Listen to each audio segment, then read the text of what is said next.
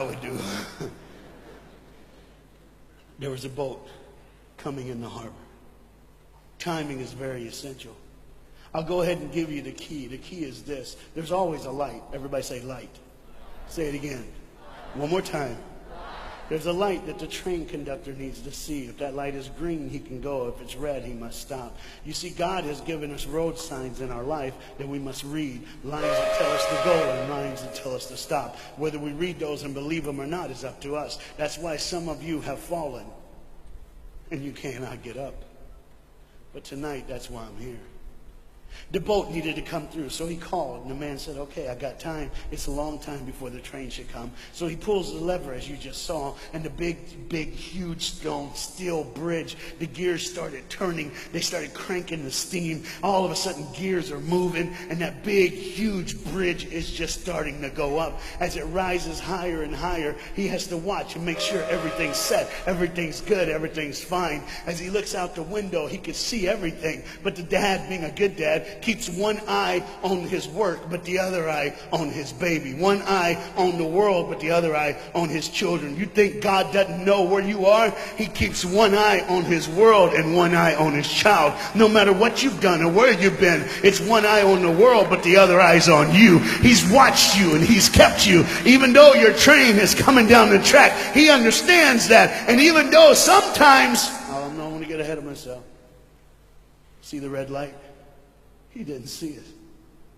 So many times we don't see the red light. See, to just say the train was early. The boy can hear and see the steam. And he looks and says, Daddy, the train. Daddy, the train's early. Daddy, you got a daddy. Hey, Daddy, the train. Daddy, the train's coming. But the dad was looking at the gears, making sure he had enough oil, making sure there was enough steam to get the bridge back down for the train. And the boy knew one thing. Now listen, the boy knew that his dad one time showed him where the trigger was. It was a red lever. If he pulls it, the train bridge would collapse down fast and the train would be able to come across. All the boy knew was there were people on that train. There were people that needed to be saved. There were people that had, some of them just with their friends having a good time, like everything's fine. They did not know that the bridge was up. They did not know what was coming. They're just living their life like you and me, just going down the road, just being our own thing, doing our own thing. And the dad all of a sudden hears the train coming. He looks and then he said, oh, my son. He looks out and his boy's gone. He's like, oh my God, where's my son?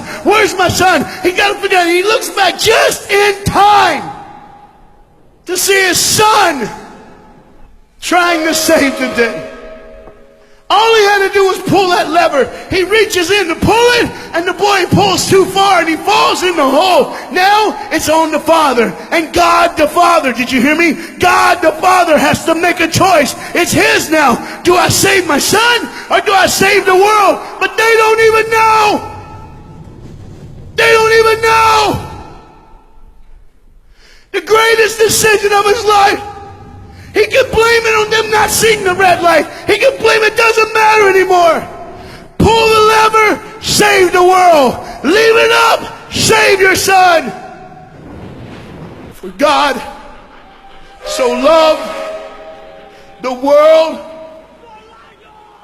that he gave his only son.